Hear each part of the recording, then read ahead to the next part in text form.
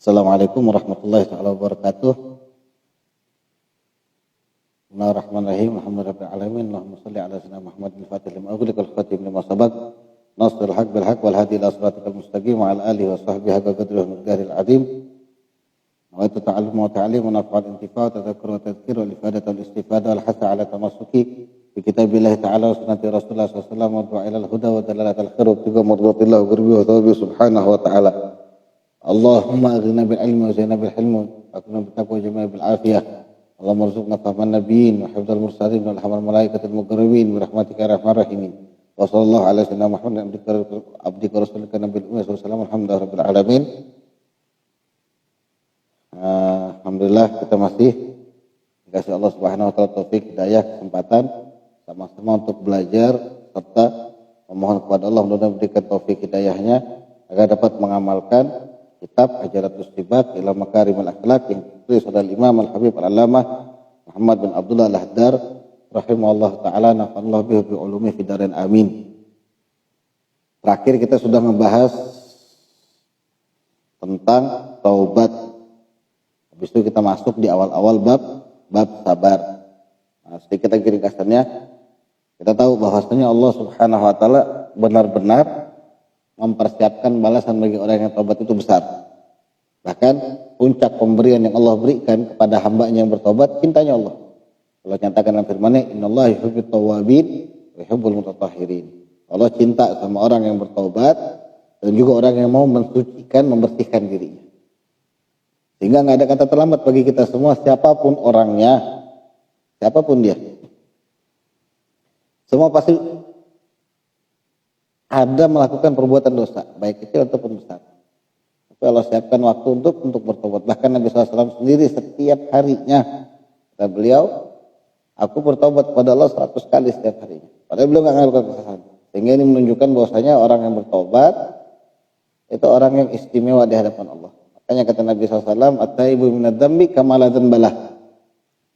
Orang yang bertobat, itu kata Nabi SAW, dia bertobat, dia meninggalkan dosa dari satu dosa, maka di hadapan Allah Subhanahu wa taala kama la dzambalah. At-taibu minadz dzambi la dzambalah. Orang yang bertobat itu nggak punya dosa di hadapan Allah. Kenapa? Karena dia mau ngakuin kesalahan di hadapan Allah, dia minta maaf sama Allah, dia minta ampun sama Allah, maka Allah hapuskan. Ini secara teori. Makanya kita perlu namanya taubatan nasuha.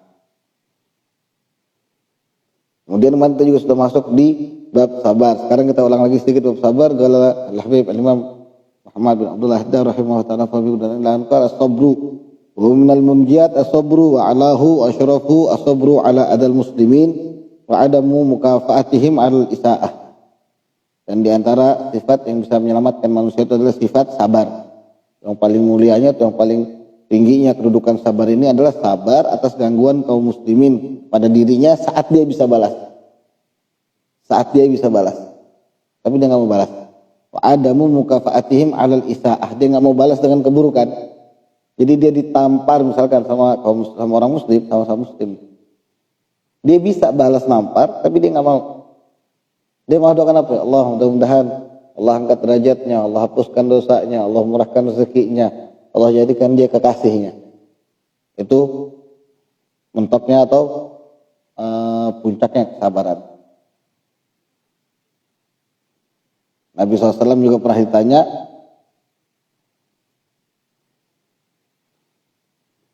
tentang iman, maka beliau menjawab as-sabru was-samahah. Jadi ditanya Rasulullah ma huwal iman, apa itu iman? Kata Rasulullah, iman itu sabru sama samahah, sabar sama memaafkan. Itu iman. Jadi kalau mau lihat seberapa besar kita punya iman, maka seberapa besar sifat sabar kita dan memaafkan kita kepada orang lain. Itu kalau kita mau lihat. Jadi kalau misalkan kita nih ditanya sama orang, emang kamu beriman sama Allah?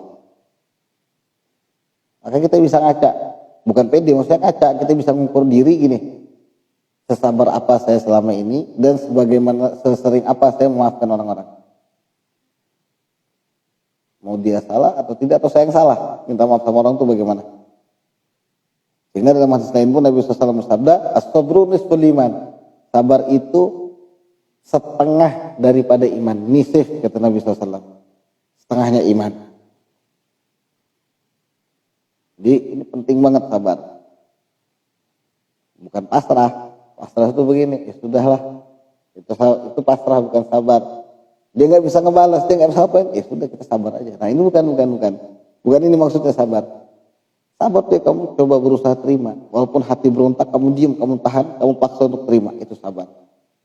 Ini titik awal mulanya ridho sama takdirnya Allah Subhanahu wa taala. Apa katanya syair tuh? As-sabru kas-sabiri.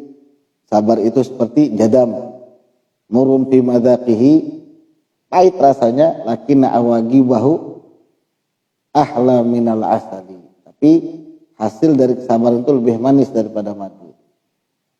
As-sabru kas-sabiri. Murrun fi madzaqatihi, pahit rasanya, lakinna awagibahu ahla minal asali. Tapi hasilnya itu lebih manis daripada madu. Baik. La ilaha illallah Muhammadur Rasulullah sallallahu. Lanjut lagi. As-sabru kas-sabiri. Sabar itu kayak jadam. Tahu jadam kan? Yang getah dan yang pahit, yang bisa buat orang gatal-gatal. Murrun fi madzaqatihi, rasanya itu pahit. Lakinna awagibahu ahla minal asali. Tapi hasilnya atau akibatnya atau dampak dari kesabaran itu buat kehidupan manusia lebih manis dari madu. La ilaha illallah Muhammadur Rasulullah sallallahu. Qala Ibnu Abbas radhiyallahu anhuma sabru fil Qur'an ala thalathati awjuh. Sayyidina Abdullah bin Abbas radhiyallahu anhuma, sabar dalam Al-Qur'an itu ada tiga jenis atau tiga perspektif lah istilahnya. Tiga pandangan.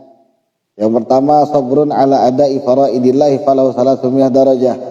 Yang pertama sudah kita jelaskan sedikit kemarin, sabar mengerjakan fardu yang Allah tetapkan. Jadi sholat lima waktu, ya pokoknya yang di rukun Islam, puasa, zakat, haji, kewajiban intinya yang Allah tetapkan, kita sabar mengerjakan itu, maka hasilnya kita dapatkan 300 derajat. Ini yang paling rendah. Sudah kita bahas kemarin kan. 300 derajat itu jangan dianggap remeh. Tapi 300 derajat besar, walaupun dari tingkat kesabaran ini yang paling rendah. Kenapa? Ini namanya kewajiban kamu kok. Kenapa mesti sabar? Ya kerjain aja maksudnya gitu loh. Tapi ini menunjukkan dalam Al-Quran Allah itu paham ya. Kita itu nggak bisa nggak bisa senang hati ngerjakan ibadah. Hatta sholat subuh kayak gini nih. Oh ngantuk, mata berat. Tapi harus kewajiban ini kita sabar gitu. Kerjain aja sampai mati. Sampai kita meninggal. Sampai udah gak ada lagi kewajiban sholat. Puasa juga begitu menghadapin Ramadan. Nggak semua orang sanggup untuk puasa. Karena nggak semua orang dikasih Allah kekuatan yang sama. Ada yang kayak ulama-ulama dulu. Justru mereka di Ramadan makin kuat hidupnya. Ada lagi yang begitu masuk Ramadan, dia kayak beruang hibernasi. Nah itu hibernasi Allah Ta'ala, itu kayak abang. Ada lagi yang ya setengah-setengah. Antara kuat sama enggak. Dia campur paksa sedikit. Ada lagi yang betul-betul enggak kuat. Aduh puasa, dia panik kalau masuk bulan puasa. Kenapa? Dia mikirin enggak makan, enggak minum, ini semua susah hidupnya. Akhirnya apa? Dia enggak pernah puasa. Karena dia ngerasa enggak kuat. Tapi kita ngerjakan itu dari masing-masing sifat tadi, dari masing-masing bawaan tabiat orang. Ini kalau dia bisa sabar ngerjakan kewajiban yang Allah tetapkan, maka Allah angkat derajatnya dia, maksudnya 300 derajat. Tinggi, bukan rendah dalam artian sedikit, enggak, ini tinggi. Cuma dari tingkat kesabaran, ini rendah. Gitu loh maksudnya. Falahu salasumiyah darajah. Sedangkan 1 derajat ke derajat yang itu susah banget sebenarnya, tapi dia udah dapat 300 derajat. Gara-gara sabar. Gara-gara sabar udah dapat 300. Kemudian yang kedua, wasabru an maharimillahi falahu situmiyah darajah. Yang kedua, sabar dari tidak mengerjakan hal-hal yang diharapkan oleh Allah. Dia nggak bisa berbuat baik, paling tidak dia jaga diri dari hal yang haram. Ini berat banget. Hampir-hampir manusia ada yang selamat dari perbuatan itu. Sedikit atau banyak, kecil ataupun besar. Paling tidak hampir-hampir setiap individu itu dia ngerjakan perbuatan haram.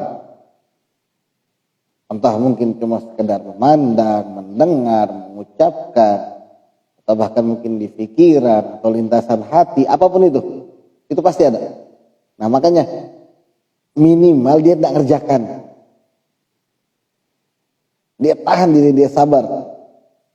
Walaupun kadang mulut tuh pengen banget gibah, mulut tuh pengen banget menghina, tangan ini pengen banget ngedolimin, pokoknya ada aja pengen maksiat, tapi dia tahan, dia sabar.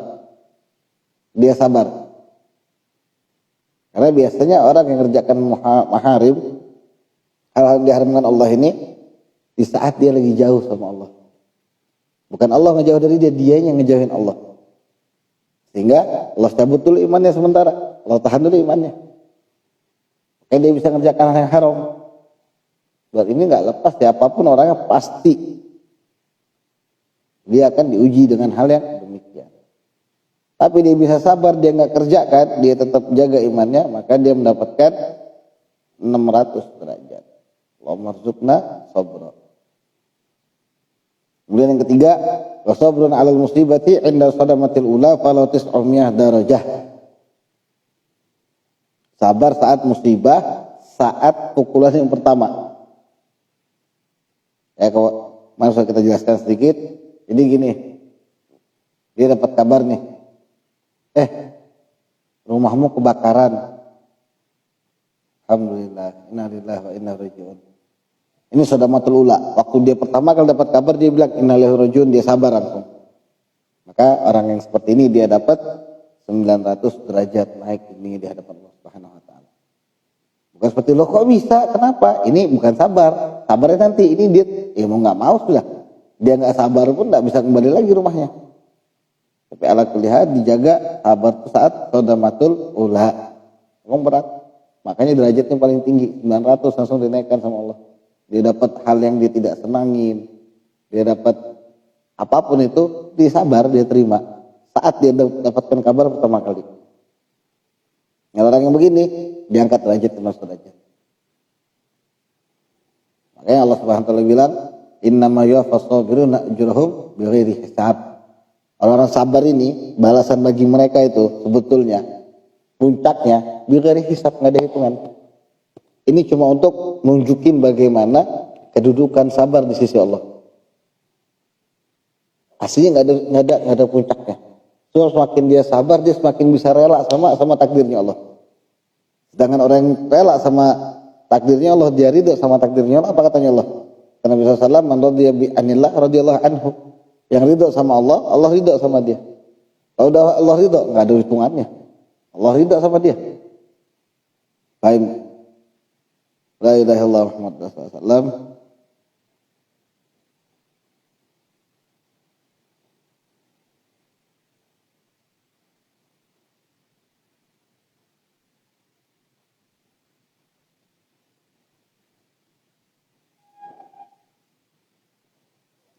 Wasabru ala adzal muslimin wa musamahatihim min hadzal qism wa qad jama'a Allahu lis-sabirin ma lam yajma'hu li ghairihim. Kemudian sabar atas gangguan kaum muslimin, juga memaafkan kepada mereka, itu termasuk dari bagian yang ketiga ini. Sadamatul ula tadi. Karena sama muslim. Jadi pahalanya besar maksudnya. Saat dia bisa balas, dia nggak balas. Itu dijamin aja dia sabar. Bahkan dia doakan lebih baik. Itu dia dapat pahala atau kedudukan seseorang 900 naik. Waqad jama'a Allah lis-sabirina ma lam yajma'hu li ghairihim. Maka Allah berikan satu paket bagi orang yang bersabar ini, tidak seperti Allah berikan kepada selain orang yang sabar. Maksudnya ada syukur, ada ini itu semua gitu loh. Jadi ini keutamaannya sendiri sabar nih. Apa paketan itu? Jama'alahumus shalah wa rahmah wal hidayah. Allah berikan kepada mereka paketan tadi bagi orang yang sabar, apa itu? As-shalah. Salawat dari Allah maksudnya. Kemudian yang kedua rahmah, kasih sayang. Kemudian yang ketiga hidayah. Petunjuk dari Allah Subhanahu wa taala. Sebab dia sabar. Bahkan Allah katakan dalam firman-Nya, wala nabluwannakum bisyai'in minal khauf, dan kami akan uji kalian kata Allah dengan sedikit dari rasa takut, wal ju' juga rasa lapar, wa naqsin minal amwal, dan rasa sedikit dari harta, wal anfus was thamarat, dan juga gangguan dari orang-orang saudara-saudara sekitar, dan juga sedikitnya pangan. Pokoknya Allah bakal uji gitu loh. Ujungnya wabasyir sabirin, dan berikanlah kabar gembira kepada orang-orang yang bersabar. Ketika Allah uji dia dikasih Allah rasa takut, dia dikasih Allah rasa lapar, dia dikasih Allah rasa kurang, tapi dia sabar, dia diam aja. Dia nggak sampai ngerjakan hal yang haram. Dia sabar, dia diam. Dia terima, ya sudah. Maka Allah kasih kabar gembira buat mereka nih, orang sabar nih. Alladzina idza asabathum musibatun, yaitu orang ketika tertimpa musibah, qalu, mereka mengatakan inna lillah. Kita ini punya Allah kok. Ngapain kita pusing? Ngapain kita ketakutan kurangan harta? Ngapain kita ketakutan kurangan makanan? Ngapain kita ketakutan? Kita punya Allah. Allah yang punya tanggungan kita untuk kasih makan kita, ngasih rezeki kita. Wa inna ilaihi raji'un. Toh seumpama kita mati sekalipun gara-gara nggak dapat makan ini, Allah nggak kasih kita makan dan kita sabar, kita pulangnya kembali ke Allah. Kita pulangnya kembalinya ke Allah. Orang-orang yang demikian kata Allah, apa balasan bagi mereka? Ulaika alaihim salawatun min rabbihim. Bagi mereka itu mendapatkan salawat dari Allah. Apa salawat dari Allah? Itu penghormatan, dibangga-banggakan sama Allah. Pasti dikasih penyebutan yang baik. Allah banggakan jadi alam semesta. Warahmah, Allah kasih sayang. Dia kalau sudah dapat salawat dari Allah, Allah taruhkan rasa cinta di setiap makhluk untuk dia. Kemudian Allah kasih dia lagi rasa cintanya Allah, rasa kasih sayangnya Allah. Kemudian yang terakhir, wa ulaika humul muhtadun, mereka orang yang dapat hidayah, dapat petunjuk. Seharusnya mereka melakukan perbuatan yang tidak Allah senangin, tapi mereka enggak, mereka sabar. Akhirnya mereka tahu dalam lingkup hidayah. Makanya sabar itu penting. Allah marzuqna sabra indal qadha.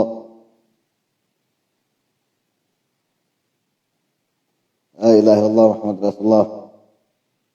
Ini sedikit lagi nih. Kita masuk lagi ke bab selanjutnya, itu bab asyukru. Kalau tadi kita sudah bahas masalah sabar, sekarang kita masuk ke bab syukur. Wa minal munjiat asyukru, dan di antara sifat yang bisa menyelamatkan manusia adalah sifat syukur. Allah Ta'ala, Allah berfirman memuji orang-orang yang bersyukur. Apa katanya Allah? Wa qalilun min ibadiyas syakur, dan sedikit daripada hamba-hambaku itu yang banyak bersyukur. Sedikit orang. Lebihnya apa? Rasa kurang.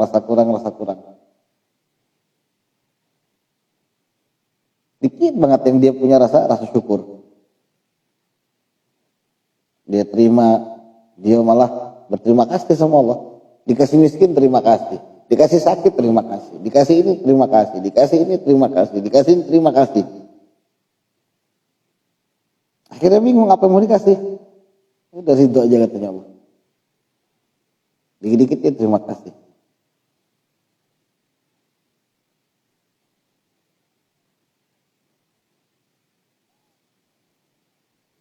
Allah Subhanahu wa taala, la in syakartum la azidannakum wa la in kafartum inna adzabi lasyadid.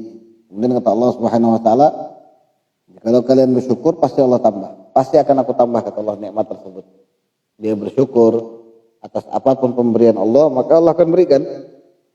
Walhasil kalau dia bersyukur untuk segala sesuatu yang dia dapat, tentu imannya terus bertambah. Imannya terus ditambah sama ditambah. Sehingga dia tidak kekurangan iman. Akhirnya dia bisa lagi-lagi ridho sama Allah. Dan Allah bakal ridho sama dia. Sebab tadi itu dia syukur. Kenapa? Habis itu alhamdulillah. Kenapa? Ya, alhamdulillah baru meninggal kemarin. Alhamdulillah baru kebakaran. Alhamdulillah kata dia. Padahal musibah. Tapi dia syukurin. Sebab dia lagi-lagi dia sadar. Itu semua punya Allah. Berarti habis masa titipnya. Dia tidak ada kata-kata atau terlihat di wajahnya penyesalan. Faqala sallallahu ata'imu syakir bimanzilati sha'im sabir. Orang yang ngasih makan, orang yang biasa ngasih makan dan dia biasa bersyukur. Jadi maksudnya gini, ata'imu syakir, orang yang makan gitu loh, walaupun sedikit tapi dengan kesyukuran, kan dapat pahala sudah nih. Tapi di satu sisi dia juga dapat pahala lagi, apa itu? Bimanzilati sha'im sabir. Kedudukannya dia sama seperti orang puasa yang sabar. Paham? Dia puasa sabar, bukanya dia nggak maksakan diri, dia terima sama kewajiban. Anggap dia puasa. Nah yang satu, dia nggak punya banyak makanan, tapi dia punya makanan sedikit, dia makannya sedikit, tapi dia bersyukur atas makanan. Bahkan dia bilang, ya Allah, alhamdulillah ini banyaknya makanan yang Allah kasih. Anggaplah padahal cuma sepiring atau cuma sebungkus mie goreng dibagi 4 orang. Atau ilmu syakir, orang yang makan dalam penuh dengan keadaan syukur, kayak tadi itu mie goreng 1 dibagi 4, 4-4-nya lagi bersyukur. Kata Nabi SAW, mereka ini bimanzilati sha'im sabir. Kedudukannya sama seperti orang puasa terus sabar. Sabar dia ngerjakan perintahnya Allah. Paham? Padahal dia bisa makan tapi dia puasa. Nah orang yang tadi itu yang makan sebungkus rame-rame, dia bersyukur, ya segitu juga kedudukannya sama. Jadi pahalanya besar maksudnya gitu loh. Atau kalau misalnya kita ambil di yang tadi itu, penjelasan yang tadi, kata Sayyidina Abdullah bin Abbas, orang yang sabar, ngerjakan kewajiban Allah, berarti dia naik 300 derajat. Itu maksudnya. Baik. La ilaha illallah Rasulullah. Faqala sallallahu liyattakhidha ahadukum qalban syakiran wa lisanan dzakiran wa zawjatan mu'minatan tu'inuhu ala amril akhirah. Sabda Nabi SAW, hendaknya kalian semua memiliki atau melatih hati kalian penuh dengan rasa syukur, lisan yang penuh dengan berzikir, dan perempuan atau istri yang beriman yang membantu kalian untuk urusan akhirat. Hendaknya kalian latih atau kalian harap atau kalian berdoa atau kalian usahakan. Itu maksudnya. Pokoknya buat gimana caranya hati kamu bersyukur, maksud Nabi gitu loh.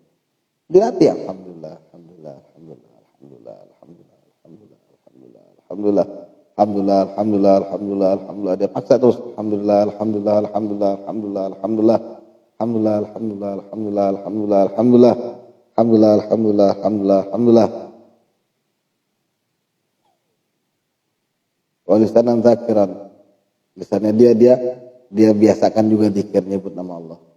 Dia biasakan mengucapkan kalimat-kalimat yang menjadikan pahala di sisi Allah. Ya mungkin salawat, ucapan baik, enggak mesti zikir misalkan. Kalau kalimat thayyib kata Nabi SAW, ucapan yang baik pun sedekah. Jadi sedekah. Zikir sama berpahala juga gitu maksudnya. Jadi lisannya dia dijaga. Zawjatan mu'minatan, dia cari perempuan, istri yang beriman, yang mampu membantu dia untuk urusan akhirat. Jadi nak bantu abang. Sampai disiapin siwak, semuanya siapin Allah. Jadi nanti dari Allah balasnya begitu besar. Wa qala sallallahu law anna ad-dunya kulluha bihadafiriha biyadi rajulin min ummati.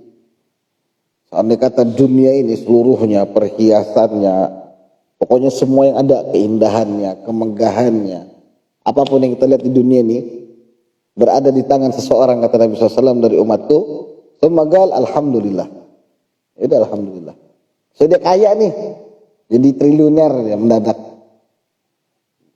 Pas dia tahu dia kabar jadi triliuner, ya udah alhamdulillah kata dia. Semagal alhamdulillah, kata Nabi SAW. Dia bilang alhamdulillah.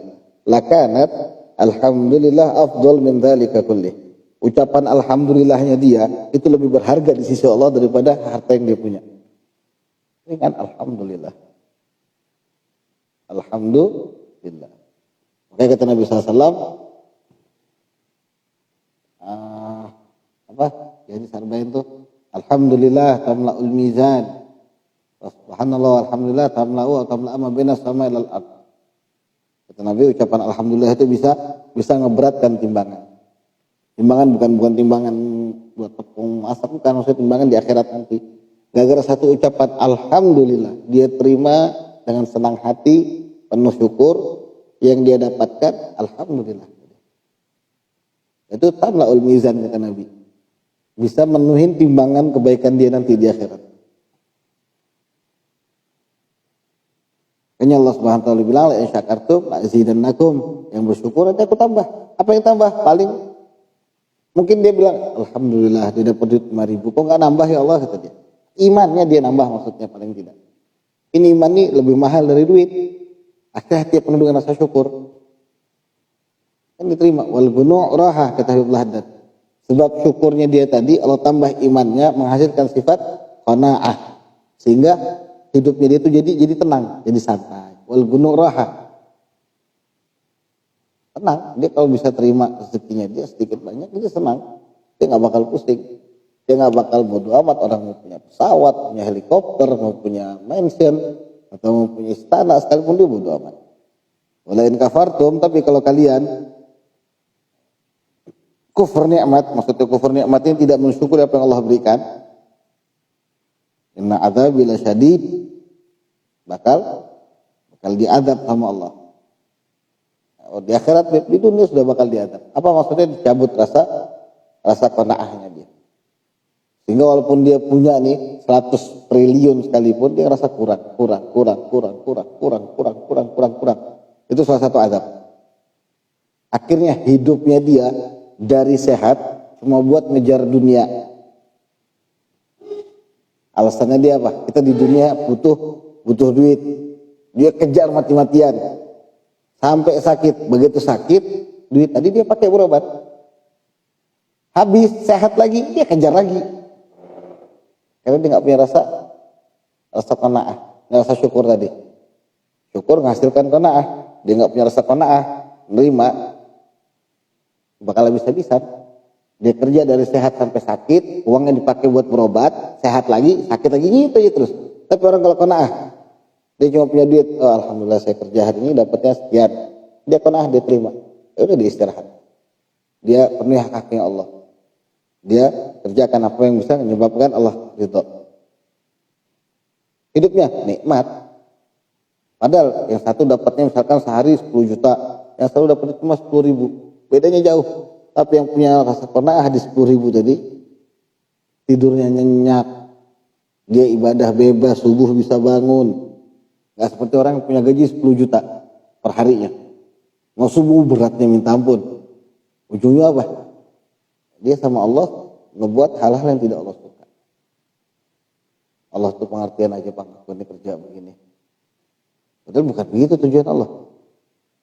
Padahal katanya Allah, aku ciptakan kamu, wa ma khalaqtul jinna wal insa illa liya'budun. Bukan untuk menghamba kepadaku, bukan untuk mati-matian cari usaha begini, cari duit begini nih. Tapi kan ya Allah, ini juga kerja, ini juga ibadah. Kamu jangan berkata tidak, kata Allah di hadapanku. Tujuan kamu bukan ibadah sama aku, tujuan kamu untuk kenyangan perut kamu. Kalau kamu cari uang buat ibadah, niscaya akan mudah bagi kamu untuk melakukan ibadah. Sebanyak apapun duitnya dia masa bodoh, itu saya ibadahnya. Ini keadaan para aulia. Makanya dunia yang ngejar mereka, dunia yang datangin mereka. Kalau perlu dibuang-buang duitnya itu nggak habis-habis.